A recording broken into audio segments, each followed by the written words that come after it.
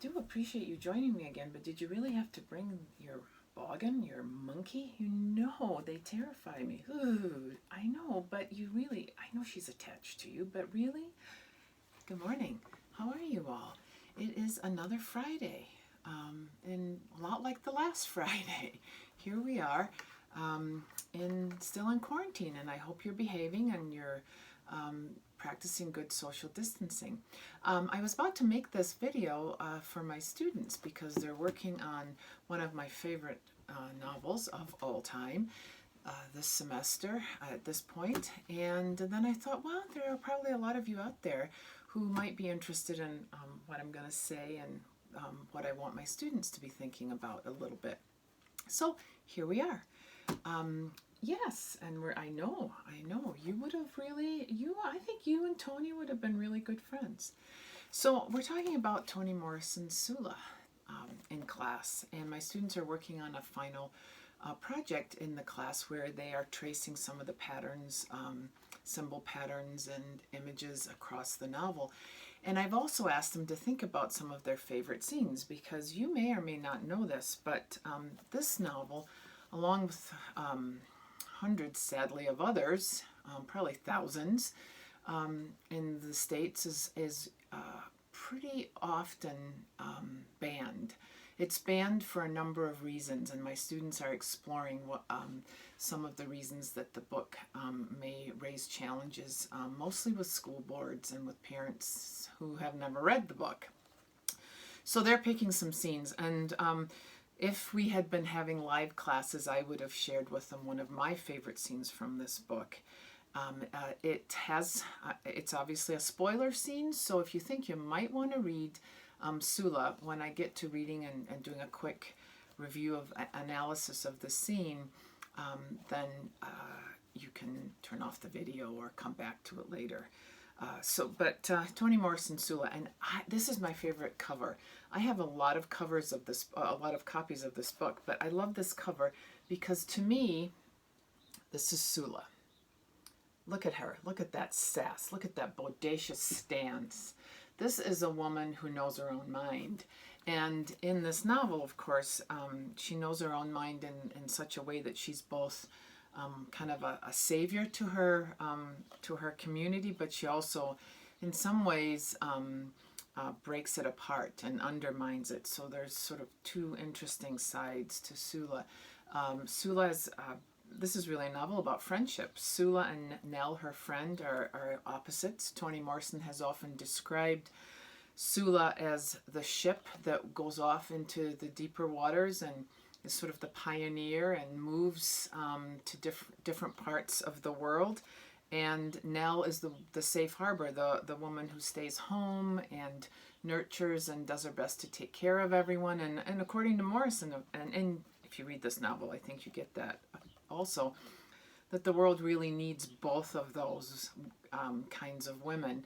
And in some ways, that women need to have both of these characteristics.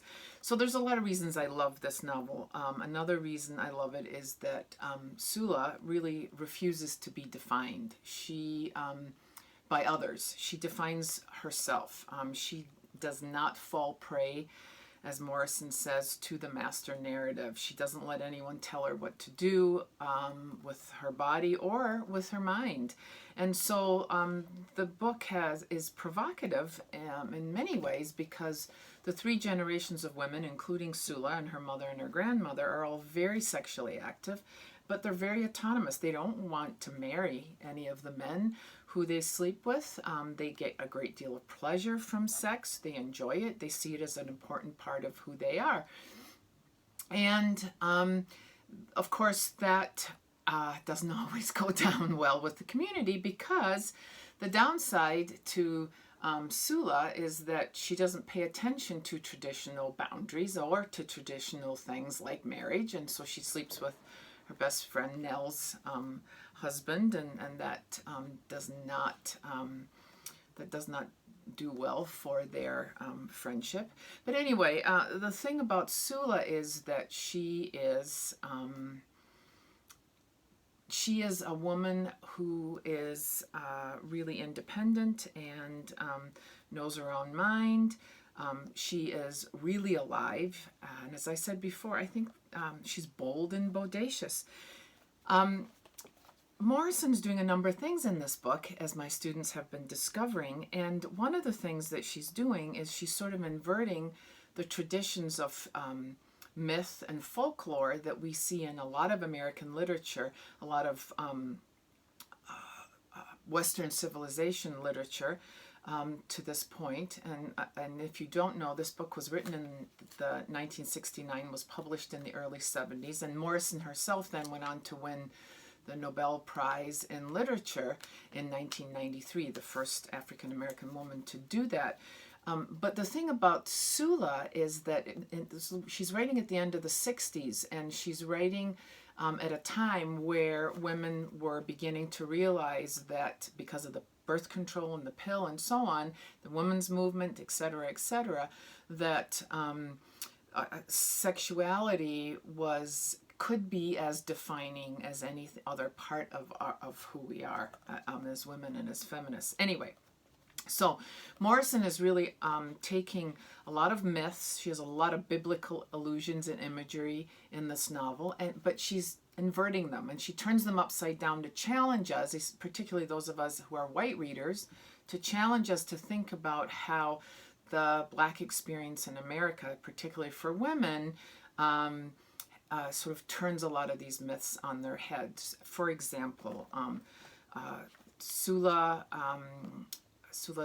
mother is Eve, and we know of Eve biblically as a temptress. It's because of her, like Adam didn't have anything to do with it either. Anyway, so Eve is the temptress to Garden of Eden and all of that biblical allusions, but also she's a creator. She is our first mother. And Sula Morrison plays up that idea much more than the other. So she sort of inverts a little bit that traditional notion of Eve. There's lots of biblical allusions in this book. And my students, if you're watching this, I know that you've already discovered many of them. For example, the story of the Mark of Cain and Cain murdering his brother and being marked in that way by God. And the Sula has a tattoo and a birthmark. She actually has a birthmark, but it shifts and changes over the course of the novel. And the more Sula pushes against society's social mores, the darker her birthmark gets. Everybody interprets her birthmark in a very different way. And so there's that, so that it makes an interesting connection, obviously, to the Mark of Cain. The other thing, all the women, the house that the women live in, these three generations, multi-generations of this family of women, this matriarchy, they live in Carpenter's Road. And of course, Jesus and his family were carpenters. Anyway, there's lots of biblical allusions. There's a plague of robins attacks the town at one time. But there's also a lot of African and West African myths and images that she plays into the novel as well. So if you're interested in reading any more, or reading this novel, pay attention to those things, not just the way that Morrison has inverted biblical myths, but the way she weaves in trickster tales. She weaves in the whole idea of the flying African tales of the slaves, enslaved people believing that they are, there would be a kind of rapture and they'd return to their homeland and Africa and so on. And she plays around with all of those myths. The notion that we're shaped by our geography is also another important pattern that she plays and plays with in this novel. Anyway, so what's my scene? My scene then is, and so turn this off now if you are going to read the novel and I don't want a spoiler. Yeah, people are turning it off now. So the scene is Sula's death scene. I think it is probably one of the most profound and beautifully written death scenes ever in literature. And if you keep in mind all the things I've just told you about Sula, how she herself has some trickster qualities. She's both a creator and a temptress.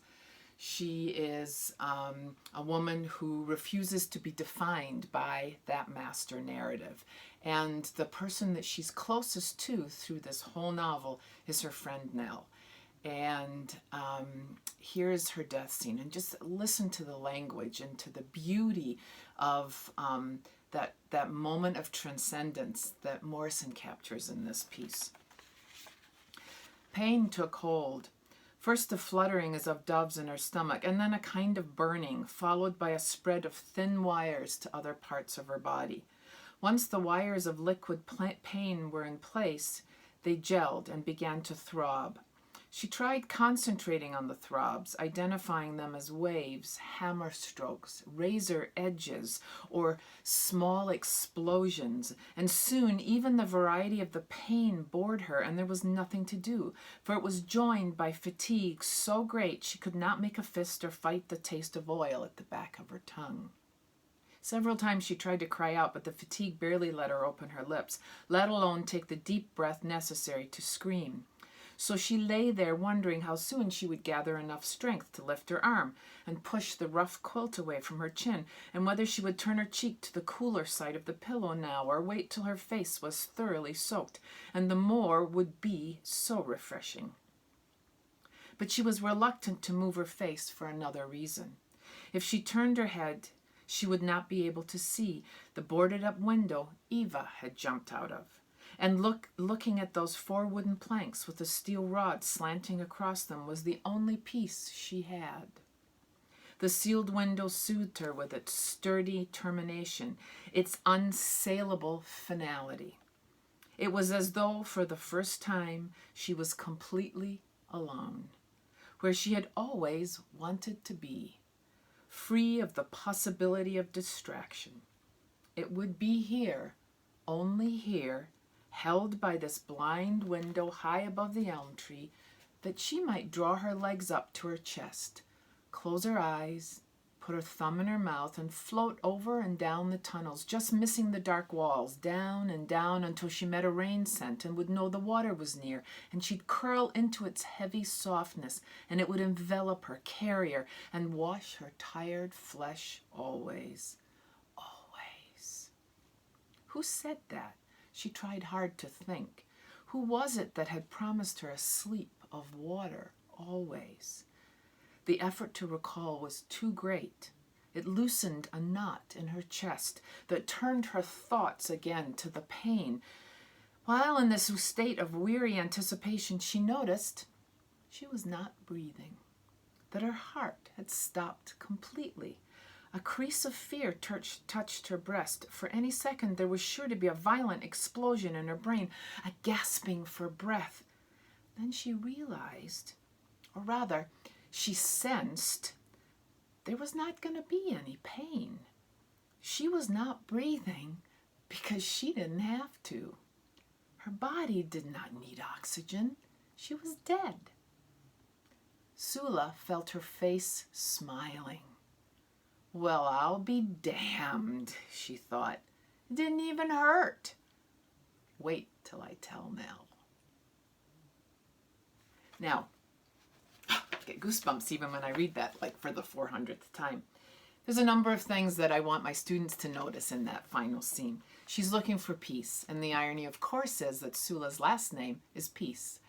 All the women of her family, they're all peace. At the end, their names are in peace. So she's finding peace finally for herself. The person who told her always that he would be with her always, and that there's a lot of water scenes in this novel, and he's part of one of them, is a character called Shadrach, who of course is there's some important stories about Shadrach in the Old Testament. But then finally, as her spirit, I would argue, leaves her body, she realizes she doesn't need to breathe anymore. And so despite how much People argue and say that this is a hedonistic novel, and it's all about sexual pleasure. And in the end, Sula or Morrison is suggesting there is something more. We are perhaps loose in the world after death in a very different way. My interpretation, obviously, of what I think she might be suggesting there. Her body didn't need oxygen. She was dead. So what is left? There's something left, because we get one more little paragraph after that. After her physical body has died, we get one last paragraph. And oh my goodness, it is my favorite part of this novel, and I love a lot of things about this novel. Remember that I've told you that Sula is uncompromising, and she does not look to anyone to define her. And by traditional standards of religious standards, certainly from the 1920s and 30s and 40s, when this novel is set, more of in the 30s and 40s, she would not be seen as living a very Christian life. And so here she says at the end, Sula felt her face smiling.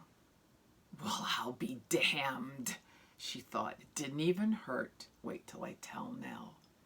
So here we have Morrison just doing one last little give for us. Sula is completely not asking for forgiveness, redemption on this deathbed at all. She remains a woman true to herself and her beliefs. So much so that her last line is, "Well, I'll be damned." Well, is she? Will she be damned? Will she not be damned? I like to think that she absolutely is not. And that to the end, Sula, and of course Morrison, has a sense of humor.